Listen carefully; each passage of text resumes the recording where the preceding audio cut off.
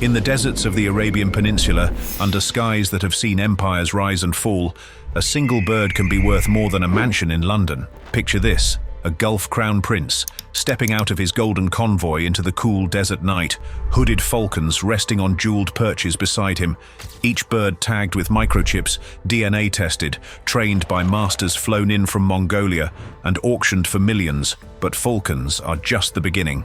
Beneath the marble palaces and behind biometric doors lies a world of private treasures so vast it rivals national museums. Hidden car vaults filled with fleets of Bugattis, underground galleries with Renaissance masterpieces smuggled through discreet channels, entire hangars of Formula One prototypes bought as toys for royal heirs. These collections are not hobbies, they are power. And tonight, we are pulling back the veil on the secret vaults of the Gulf elite. The Falcons of Fortune.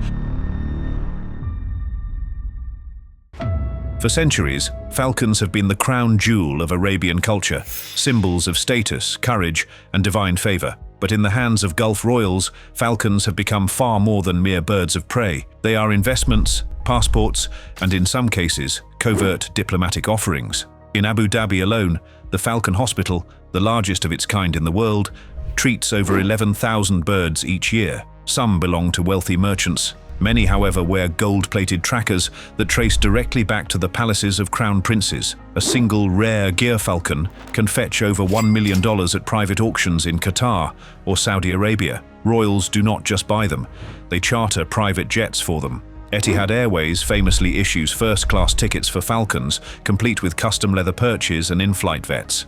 In the falcon souks of Doha, whispers circulate about birds gifted across borders, exchanged like living diamonds to seal alliances or pacify rivals. Falcons have also become the ultimate biometric pet, fitted with microchips, tracked by satellites, and in some cases embedded with experimental tech to enhance their hunting reflexes.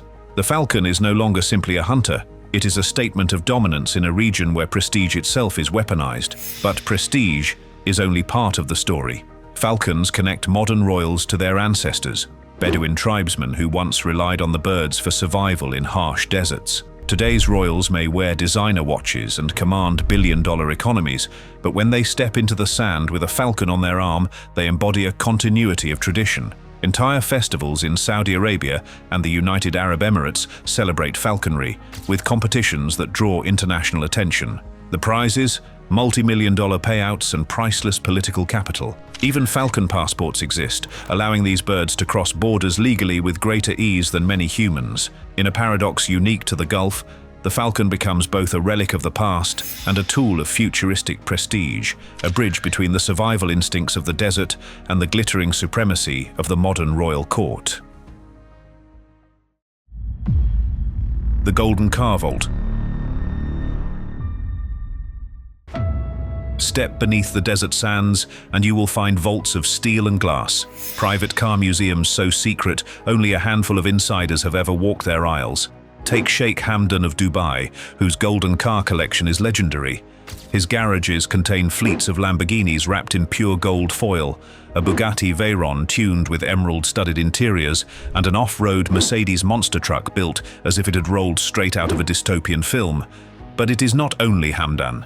Across the Gulf, entire hangars have been converted into personal playgrounds for cars that will never see a public road. In Saudi Arabia, Crown Prince Mohammed bin Salman has been linked to one of the world's largest collections of hypercars, many customized with defensive plating and surveillance countermeasures.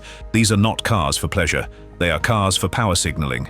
Each vehicle a message to visiting dignitaries that nothing, not even speed, is beyond the reach of Gulf wealth. Insiders whisper of secret races held in the desert under moonlight, with entourages guarding private tracks. Engines roar, fortunes shift, and every rev of the accelerator is another reminder.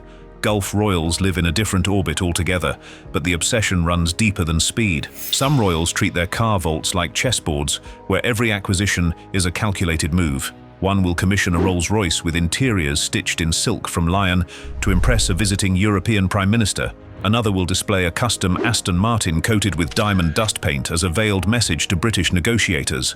There are rumors of armored Maybachs hidden in underground garages, each fitted with escape tunnels and biometric locks, prepared for scenarios the public will never hear about. Collecting cars is not simply indulgence, it is strategy. A supercar customized with stealth technology becomes as much a tool of survival as it is a symbol of status.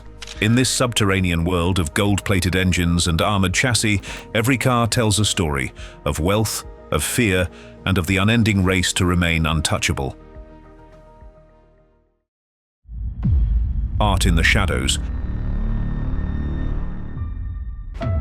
On the surface, Gulf royals present themselves as patrons of the arts, funding museums like the Louvre Abu Dhabi or the Museum of Islamic Art in Doha. But behind closed doors, their private art collections are something else entirely. Leonardo da Vinci's Salvator Mundi, purchased in 2017 for over $450 million, was reportedly whisked away into the custody of Saudi royalty. Rumors suggest it does not hang in a public gallery, but in a private vault aboard a super yacht. Across the Gulf, underground galleries host everything from stolen antiquities to contemporary pieces purchased as investments in influence. Royals use art as silent leverage. A Basquiat hidden in a palace basement becomes not just a painting, but collateral in negotiations with Western financiers. And the scale of these hidden galleries is staggering. Insiders speak of underground vaults the size of football fields beneath Riyadh. Their walls lined with Picassos, Monets, and Caravaggios, each piece acquired through discreet auctions where bidding wars are fought in whispers. In Doha, some collections are so secret that even curators are blindfolded before entering, sworn to silence under threat of exile. The art is often wrapped in climate-controlled crates, never hung, its value purely symbolic, a silent weapon in the endless battle for global prestige. But the use of art is not limited to investment or leverage.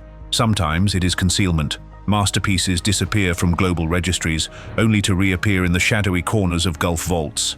An oil painting worth $50 million might serve as collateral for a Western bank loan, while a sculpture by Giacometti becomes the unspoken centerpiece of a deal between sovereign wealth funds. In these hidden chambers, art is no longer about beauty, it is about dominance, the ability to claim history itself as a private possession. Whoever controls beauty controls narrative, and Gulf royals know this better than anyone. Formula One obsessions. The Gulf states do not just watch Formula One, they own it. Bahrain was the first to host a Grand Prix in the desert sands. Abu Dhabi built the Yas Marina circuit as a glittering jewel of speed, and Saudi Arabia's Jeddah street race has already become one of the fastest tracks on Earth. But while the public sees roaring crowds and fireworks, the real story happens behind closed doors. Gulf royals are notorious for buying entire prototypes, shipping experimental race cars into private hangars, and commissioning custom models that no one else will ever drive. In some cases, they even pay engineers from Ferrari or Mercedes-AMG to live in their palaces and design exclusive machines. These are not just toys.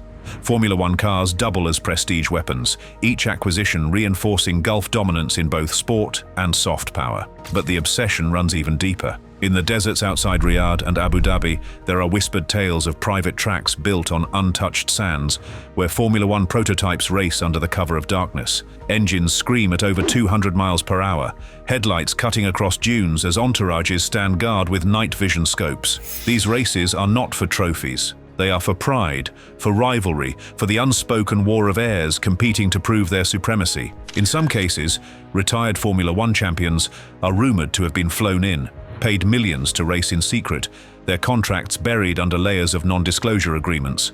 The reach of Gulf royals into the sport extends beyond ownership of tracks and cars. They bankroll teams, influence regulations, and steer sponsorships worth billions of dollars. A single deal can tilt the balance of an entire season, shifting dominance between European giants. For the heirs of Gulf kingdoms, to command a Formula One car is to command the future itself. Speed, precision, and ultimate control. In these hidden circuits, the line between sport, politics, and spectacle blurs completely. Formula One becomes more than entertainment, it becomes a battlefield of prestige. The secret meaning of collections. Why do Gulf royals collect with such ferocity? The answer is not simple indulgence. These collections are carefully woven into systems of power. Falcons tie them to tradition, grounding their wealth in centuries of Bedouin honor. Cars project their dominance into a modern, globalized culture of speed and excess. Art allows them to rewrite narratives, controlling the image of their kingdoms in Western eyes. Formula One cars bind them to the future, embedding Gulf presence into industries of global prestige. Together, these collections are more than treasures. They are instruments of control, stages upon which royals perform the theater of their own supremacy. Yet these treasures reveal more than power. They expose fear. The fear of irrelevance in a world that changes faster than oil prices. The fear of obscurity in an era where digital empires rival dynasties. For every million-dollar Falcon, there are citizens who will never touch such wealth. For every hidden Da Vinci, there are silenced voices who will never be heard. The contradictions are striking.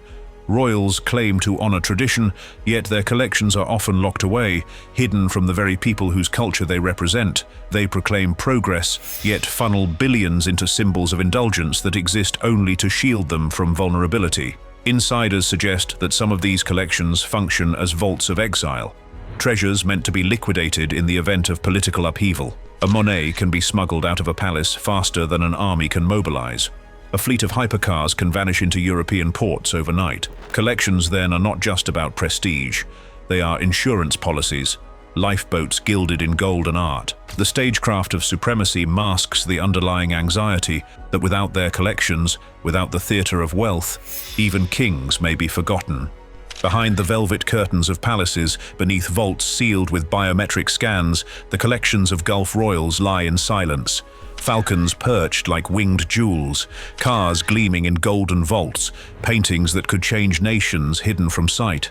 Formula One prototypes gathering dust, their engines echoing only in private ears. These are not hobbies, they are declarations of dominance, each collection a fortress of prestige, power, and paranoia. In the Gulf, to collect is not to love, it is to rule. Yet the question lingers, when prestige becomes a prison, when wealth itself becomes surveillance, are these royals masters of their treasures or prisoners of them?